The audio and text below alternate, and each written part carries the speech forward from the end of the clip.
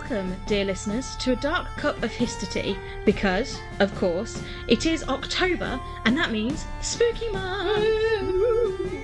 We have a nice bunch of episodes delving into the dark and downright disturbing over the next few weeks, culminating in a special episode recorded out and about on the road. Hopefully, if the weather works out this time. Yeah. We're starting our spooktacular with a look at an enduring myth of magic and mystery that is a cautionary tale to archaeologists and tomb raiders alike. The Curse of the Mummy. And in this week's Ridiculous Death, we look at a cool link between a curse and our own family names. Ooh, intriguing. So, grab your copy of the Book of the Dead, check all of the amulets are in place, lock the door, and let's get dark.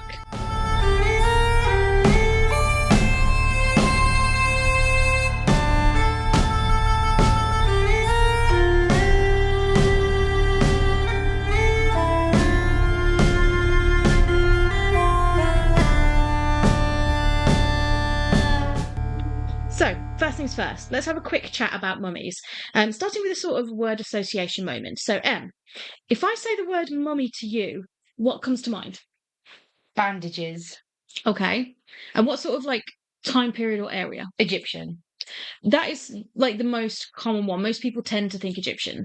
And the whole idea of it was that they would follow this embalming process that would then involve sorry, the cat's here. It would involve your organs being taken out and then you being mummified, wrapped in linen bandages, etc., etc. And it's most synonymous with Egypt because of some of the discoveries that have been made. Yeah. Whilst the Egyptian kind is arguably the most famous type of mummy, mainly because of the numerous films and books written about them, but they are not an exclusively Egyptian phenomenon. The genetic definition of a mummy is a preserved body, whether done intentionally or naturally, where the skin and organs have mostly been protected from decay. The Egyptians were deliberate with it, like you said, turning mummification into a fine art. And you can actually tell what period of time and social class a person was from the state of the mummification process carried out on them. Yeah, so depending on which time period, they had just started mummification, or it was pre-mummification, or they had refined it, or they then stopped doing it and started doing burials instead. Yeah. And if you were richer, you could afford a better embalming process. You could afford better linens and cloths. And if you were poorer, you were probably just really quickly bandaged up and everything. You couldn't afford the full canopy jars, you couldn't afford all the tomb stuff and everything, and you couldn't afford the the trappings of it, so the painted and decorated tombs, the full sarcophagus, the death mask, and in some cases actual booby traps. Or multiple false entrances so that you just walk into a dead end if you tried to get out. That's so cool. It really is terrifying, but cool. But the way they designed it was some of the designs for the tombs are fantastic, but it's not, as much as I love the films, it's not the same as Indiana Jones and the Mummy. It's not you walk in and there's all of a sudden a wall of spikes that comes down at you. It's not. You'll probably just maybe get some spikes or a false wall and things. You wouldn't get hugely intricate giant boulders. Yeah. Not to say they weren't capable of that. The Egyptians were capable of a lot. Yes, but yeah. So it was not exclusive to Egypt. It's known to have occurred deliberately within ancient cultures from Chile, Peru, Papua New Guinea, the Canary Islands, China, specifically during the Han Dynasty, which was 206 BCE to about 220 CE, and Alaska. The practices link their concept of death and burial to the respective spiritualities or ideas and beliefs in the afterlife. So preserving the bodies was a mark of respect and devotion to enable that person to properly enter the afterlife or re-enter the karmic cycle. For those who had been ostracised or were in any main sense of the word considered other, so they'd done something wrong, they were criminals, they were executed, they were from outside the community, the denial of mummification could actually be considered as a punishment, which would then damn them within their belief structure. So you had to have your body perfectly preserved, specifically in Egypt, you had to have your body preserved so that you could then go through to the next life. And they didn't bother to preserve the brain because unlike how we know now that the brain is the center of thinking with the synapses and everything, they thought it was in the heart. So they they didn't bother to preserve the brain, but they preserved the heart because you needed that for the weighing ceremony when you got to the side to see if you're going to get into the duat, which is the afterlife, which is beautifully shown in the TV show Moon Knight. I loved Moon Knight. Moon Knight was It was fantastic with the best Marvel TV show. It's brilliant. And as an Egyptology nerd, like I'm pretty sure everybody goes through an Egyptology phase at some point. Oh yeah. But as an Egyptology nerd, I was so happy watching it. But they would also then take out some of your other vital organs and put them in canopic jars, just so that you didn't then have the wet, squishy stuff still inside you, which would decay your body more. Oh yes. Yeah. So yeah, that was the reason for deliberate mummification. But there is also the possibility of accidental mummification. This can occur as a result of dehydration and dissection of the body, or persevate. My brain has stopped working. Preservation. My brain was just like, that isn't a word. Preservation. No. Preservation. We did an escape room earlier, and she worded it so good. She solved a word puzzle that John and I couldn't get. So you worded good. That was your wording for the day. That's my wording for life. Yep. So yeah, that can so accidental mummification can occur as a result of dehydration, dissection of the body, or preservation in extreme weather conditions. For example, bodies have been found in the Egyptian deserts before the practice of mummification became a thing, which was persevered by the heat and the lack of moisture. Think of when you dehydrate a grape into a raisin, and you get the idea. Yeah, you just basically the sand sucks all the moisture. So I may not get the pronunciation on this. We're going to see if I can do it. You're good with that. I wouldn't stand a chance. In places of high altitude, such as the Uyayaco volcano in Argentina, or high up in the Himalayas. Himalayas, well done. You did that good. Thanks. The extreme cold weather has preserved a number of bodies, kind of like being in a freezer. And as we have better equipment and the ability to scale these mountains easier, we're finding more and more, which is providing a fascinating insight into the lives and cultures of these unfortunate, or in some cases sacred individuals, if they were put there deliberately. This throws up an interesting question, though. A lot of these bodies were preserved and placed deliberately, whether as a burial practice or for the purposes of rituals such as offerings and sacrifices. We've already talked about the Egyptian Book of the Dead briefly, and some of the things that have been found to be entombed with it.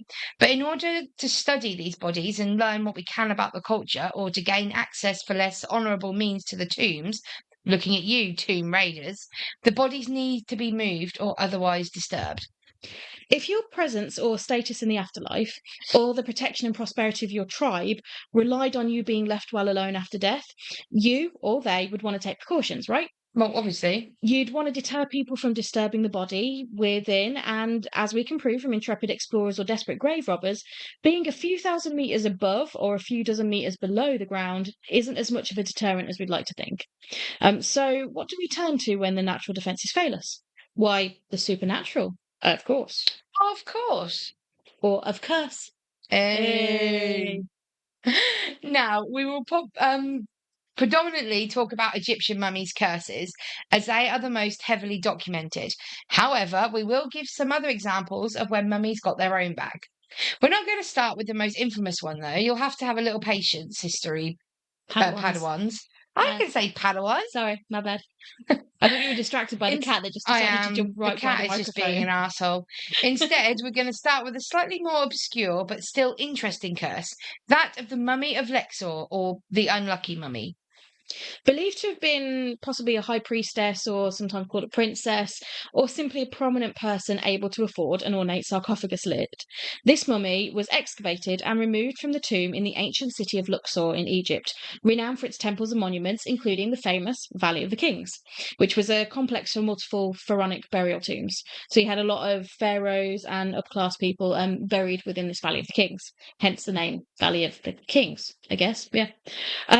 We heavily imply the air quotes with the word excavated, as this was said to have taken place in the 19th century when the field of archaeology was still in its infancy and was far more destructive and, well, colonial than it is nowadays. It was not unheard of to enter tombs and take items and even body parts to display at home as part of a private collection. Oh, lovely. Yeah. Come in, look at my human skull. That happened. Look at my mummified cat. Yeah, mummified hands, like hands of glory and things, yeah. The mummy of Luxor was removed from their tomb and changed hands and ownerships for some time, bringing ill health and bizarre accident to the air quote owners, including house fires, illnesses, shooting accidents, and bankruptcy. The item was eventually sold to the British Museum, and even then it was problematic, with one of the men who were hired to move the mummy breaking his leg and another dying shortly after. Night watchmen at the museum began to report feelings of dread in the exhibit and the sound of sobbing, and one guard, as well as the child of a museum visitor who allegedly scoffed at the idea of the curse, died. The museum sold the mummy on to an American businessman for his private collection. As a result of this, the mummy of Luxor found its way onto a ship that was crossing from England to America, moving to a new home. The voyage was never completed, however, as the vessel allegedly chosen to undertake this voyage was none other than the RMS Titanic. That's crazy. Wait for it. Sadly, this has been partially debunked, as there is no known record of a mummy or sarcophagus having been on board the Titanic or for her one and only voyage. That isn't to say one couldn't have snuck on via unofficial channels, though. Sadly, however, to debunk it further, this particular mummy is still on display at the British Museum. I walked past it 2 weeks ago. That's not as fun. But like rumours of spooky stuff does still happen in the British Museum, especially around like the. Sorry, the cat just decided to climb Emily's leg. Are you okay? That was cooked into my knee. You wanker. That was for the mummified cat comment, I think. Honestly, Egyptians used to worship you. Don't know why. Yeah, the museum exhibits at the British Museum are notoriously a little bit spooky after dark. Oh yes. Yes. Now, in an example of a different type of mummy, I'm going to introduce you to a fella named Otzi. Amazing. So named because of his discovery high up in the Ottstal Alps. Oh. He was aged around 45 at the time of his death, and he was believed to have been killed by an arrow wound to his left shoulder, which actually may have severed one of the arteries there, some main blood vessels. And the weather conditions and habitat worked together to preserve Otzi until he was discovered by accident in 1991 by someone who almost literally stumbled over his body. I think I remember seeing this Yeah. in the papers. But thanks to the wonders of modern technology, we know an incredible amount about Otzi, including some of his modern day descendants are, and what his last meal was. It was thin strips of goat. Yay for goat bacon. Yay for goat bacon. But we're not here for the science. No, we're here for the supernatural. Even Iceman Otzi came with a spiritual warning label, as the first team of scientists to deal with him met with misfortune, and they aren't the only ones. The first to succumb to the curse was Raina Hen, a forensics pathologist who actually had the honour, perhaps, of being the first to have physical contact with Otzi in thousands of years, being the one tasked with transferring the discovered remains into a body bag.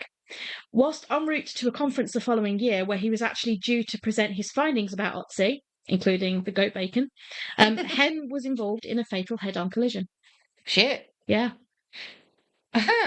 Shortly after Dr. Hen's death, the mountaineer who helped the group of scientists reach the newly discovered remains met his own misfortune when a large rock collided with his head. Around the same time, the journalist who had been present to film the extraction of Otzi's remains died shortly after being diagnosed with a brain tumour. Yep, so that's 3 from the OG. And all head-on, like head things. Yep.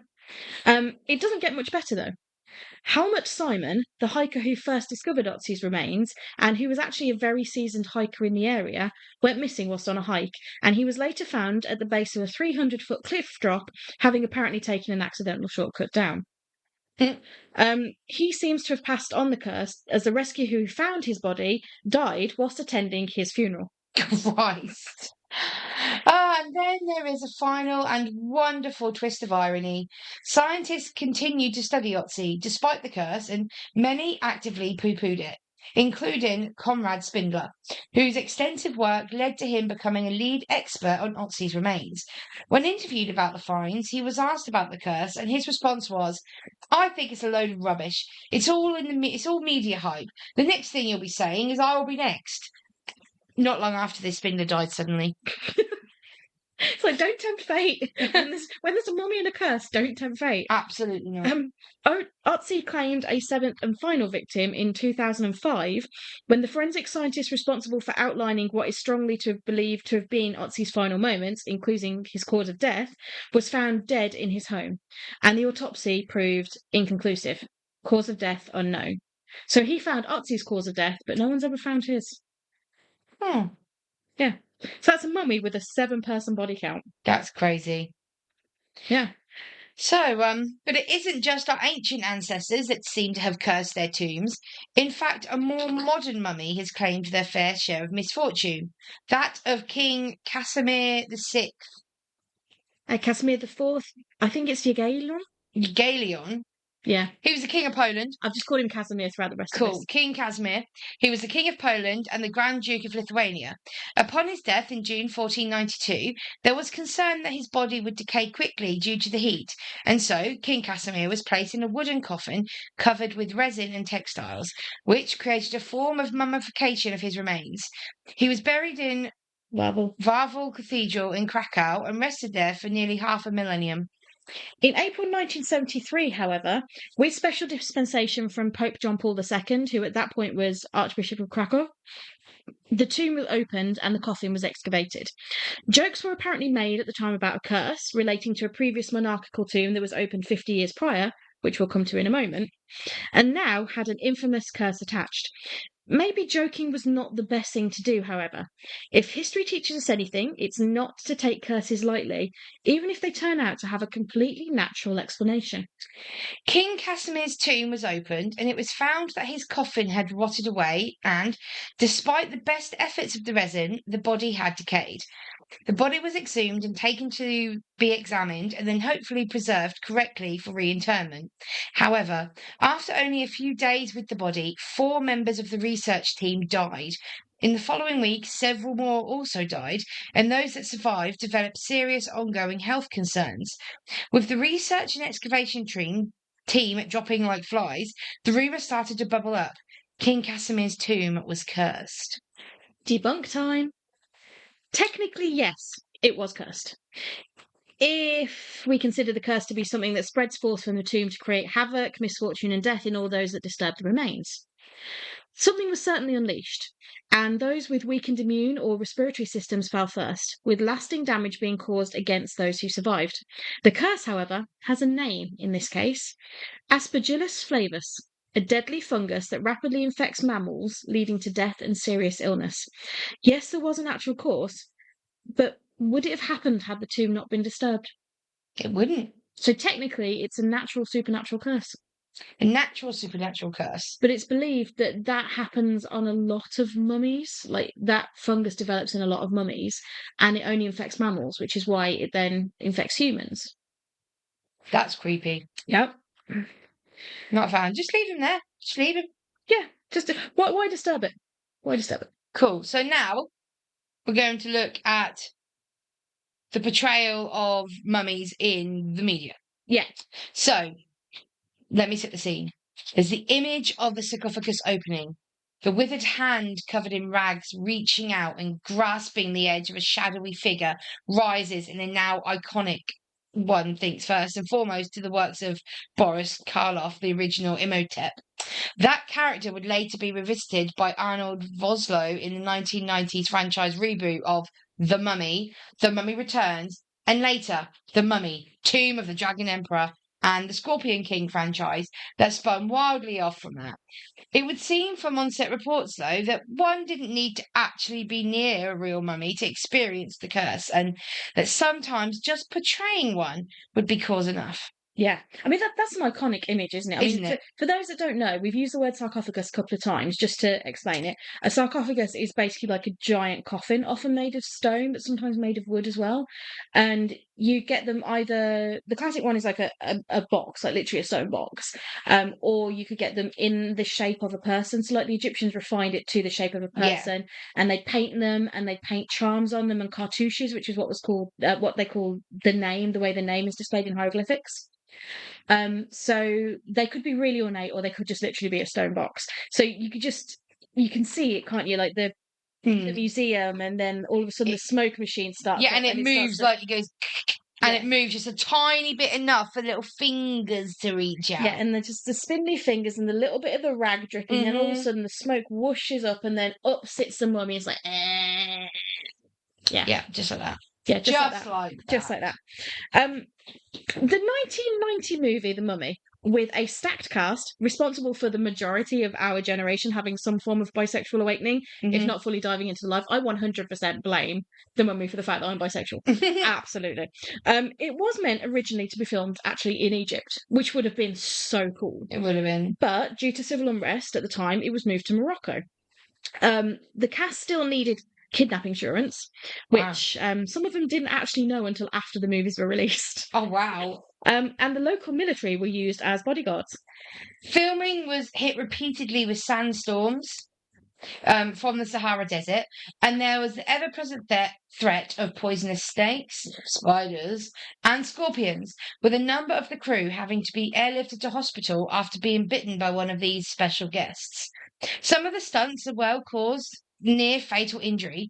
Interestingly enough, the first scene when we meet the character of Evie and she knocks over all the bookshelves in the library was successfully done without injury on the first take. Brendan Fraser was not so lucky. Yeah, if you've never seen the films, firstly, watch the films. Yeah, please. watch the film. Do yourself so good. Genuinely, do yourself a favour.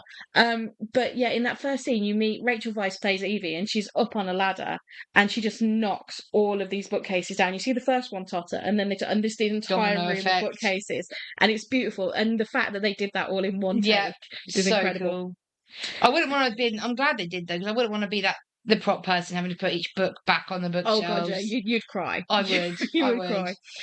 So Brendan Fraser played the character of Rick O'Connell, which is kind of like the dashing, swashbuckling. Yeah. And oh my god, he was gorgeous. He was. I mean, he is still gorgeous. But Rick O'Connell is peak. Yeah. His character undergoes a rescue, which is not really spoilers to the show to say this. And it's been out long enough. Oh god, yeah. Like you've had like 25 years to watch this film. To be fair. So his character undergoes a rescue during a botched hanging in one of the first scenes. Obviously they can't actually hang an actor. So they had him rigged up and standing on a bendy board to make it look more convincing in camera shots above the waist. So the actual drop, they had a stuntman, but then in the close-up scenes, they had him standing on a board with a rig around him. The director, however, had the idea of increasing the tension on the noose a little bit more, which Fraser was apparently okay with, but it did accidentally lead to Fraser asphyxiating and actually passing out, requiring resuscitation and after being technically dead for 18 seconds. If he actually died and was brought back, would that be a way to circumvent the curse? That's crazy. Yeah. So when you see him on that, he's dead. He's literally dead. Oh my god. It's about 18 seconds and he comes back. Oh, in his mummification scene, Arnold Vosloo, apologies if I got that wrong, who played the villain Imhotep, was actually wrapped tightly in cloth for up to 4 hours at a time, with real scarab beetles thrown in amongst the CGI ones, meaning that his panic in that scene was mostly genuine. Yeah, so he has to pretend to be buried alive, but he's wrapped tight. Like, it would be your worst nightmare. Oh, God. Because his arms are restricted. He was literally wrapped tight in these, and you can see the panic in his face. And I thought, oh, that's really great acting. Then I read that, I'm like, oh, God, wow, he's not acting. Oh, no. Holy shit. Yeah. So, that is an example of Mummy's Curse on film. Mm-hmm. It's interesting, a lot of horror films, you will find that there is some sort of onset issue. Yeah. But the onset issue doesn't always affect just horror films. So we'll come back to that in a second. Bear that in mind. And now we come to the one you've been waiting for.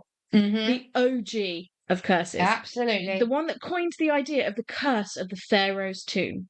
Like, yeah, we had the unlucky mummy, the Princess of Luxor, but this is the tops. The Earl of Carnarvon was an avid Egyptologist, and he used his vast wealth to fund a number of digs in the famous Valley of the Kings in Luxor. Sadly, a number of the digs had been beaten to the first entry by previous tomb raiders and had been ransacked, but then one was found that was intact. If you want to know the full story of the discovery, we have an episode released in the centenary that we will link to in the socials for this episode. Yeah. The run up to the dig was fraught with signs and omens. Carnarvon's pet canary bird was eaten by a cobra, which is one of the symbols of the pharaohs, and he recorded in his diary that he saw 2 black jackals, which was the first time he'd seen them in his 6 years in Egypt. Jackals, particularly the black jackal, are associated with the god Anubis, the god of death and embalming. Jackals and Anubis are seen as Psychopomps.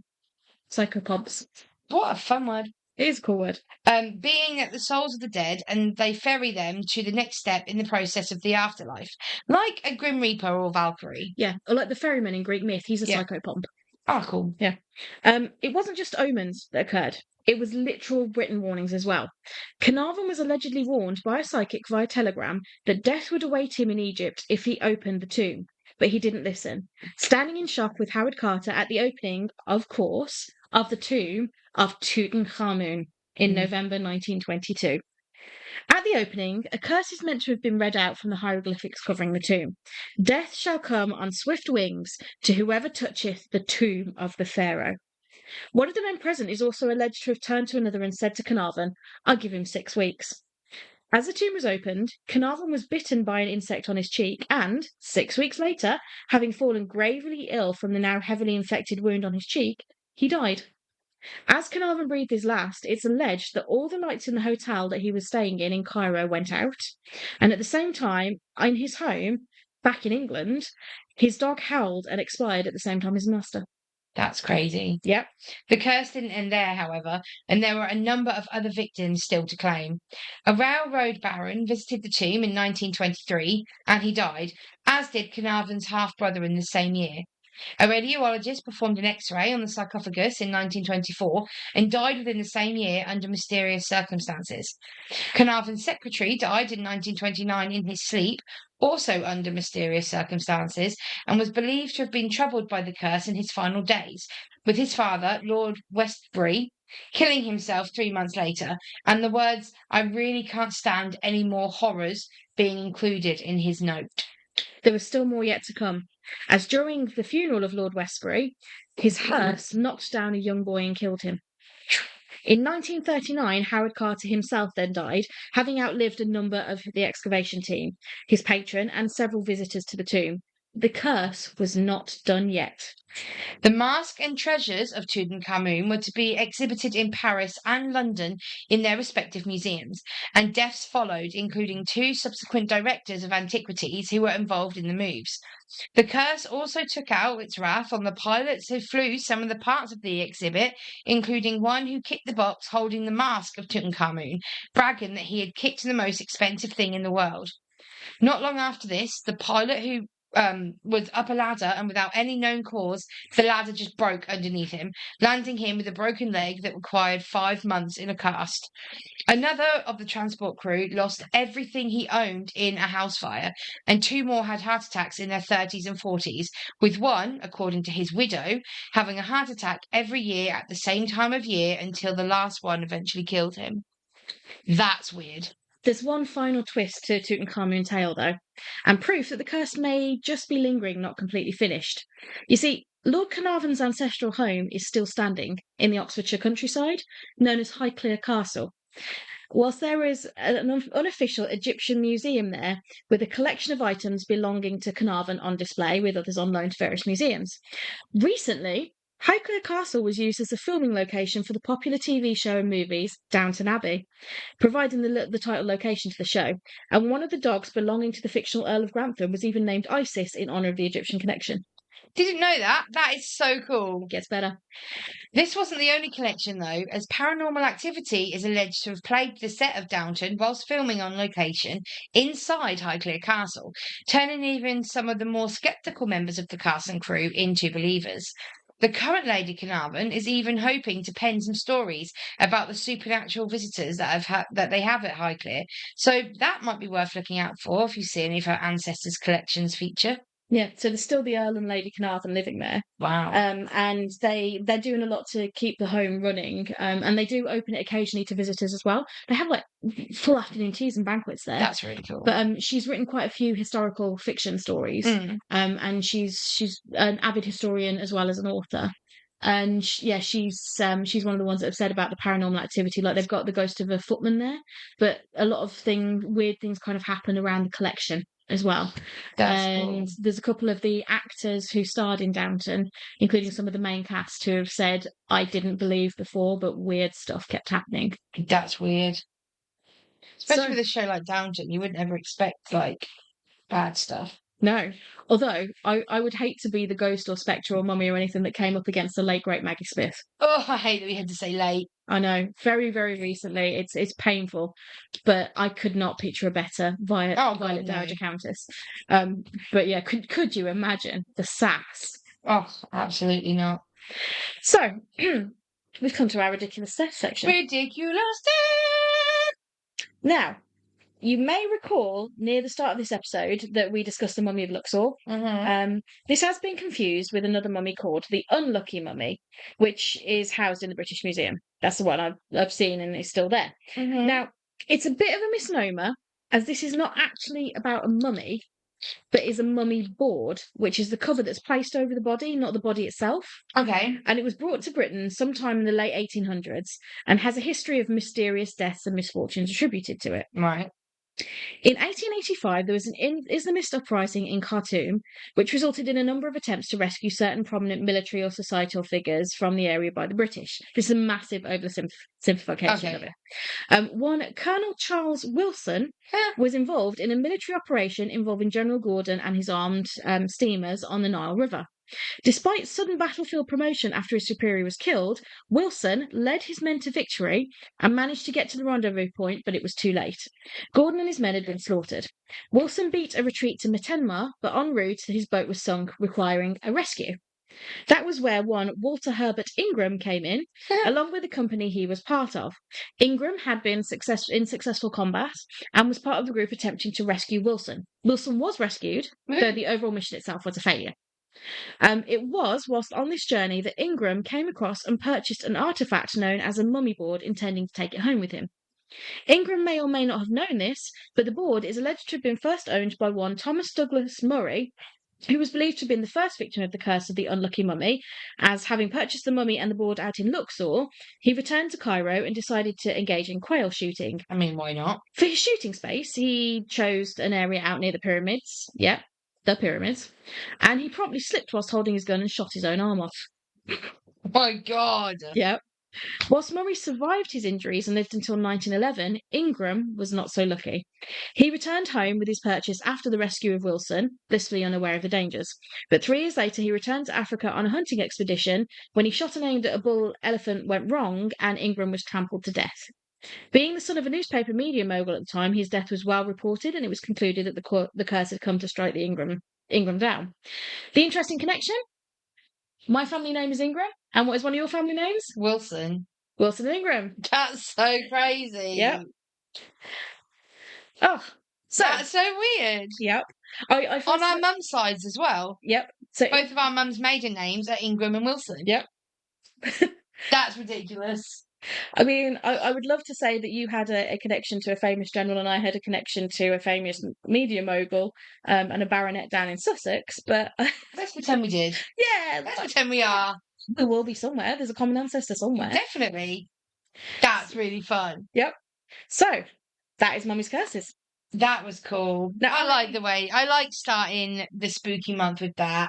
It was a good one, and it's one of those things like, people have tried to debunk them, like Erla Carnarvon got bitten by an insect, not great access to healthcare. I get that, but so many. That's so many too much of a coincidence. And what do we say about coincidences? The universe is rarely that lazy. Exactly.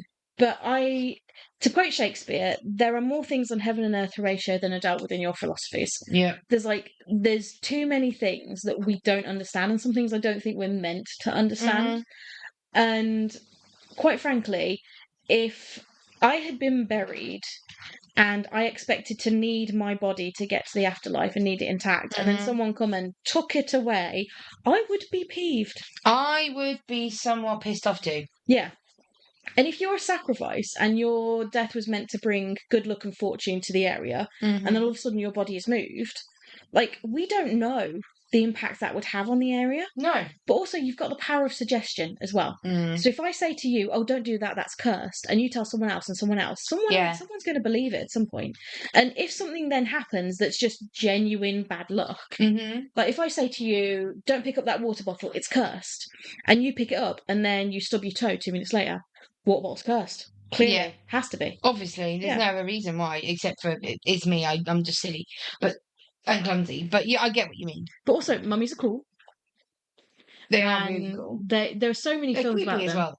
Yeah, like it's weird because I don't get scared by mummies too much. I get jump scares. I don't get scared by them too much. Oh yeah, but I blame the mummy. Yeah, I don't get scared because they're in Disney's Haunted Mansion and stuff. Yeah, like mummies themselves don't scare me, but it is when it's like when they use a jump scare. Yeah, but mummies themselves aren't actually that creepy. There was a film, and I cannot remember the name of it. And if I remember it, I'll post it in a comment on the socials. But it's a tomb. They discover a second pyramid, but it's kind of partly underground, which is what Dr. Zaki Hawass is looking for in Saqqara at the moment. He's looking for a hidden pyramid, which is entirely plausible, like the sand builds up. But they find this pyramid and they go in, and there's like booby traps and supernatural, and there's something hunting them in there, and you think it's a mummy, but it's not. It's actually Anubis. Ooh. And the film is very like Sci-Fi Channel B-rated. The acting isn't the best, but the depiction of Anubis, that is horrifying. Oh, cool. It's absolutely awful.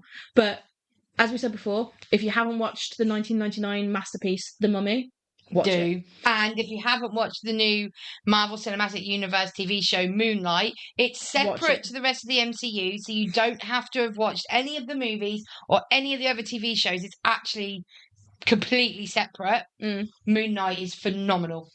Also, a hear me out moment, because I did.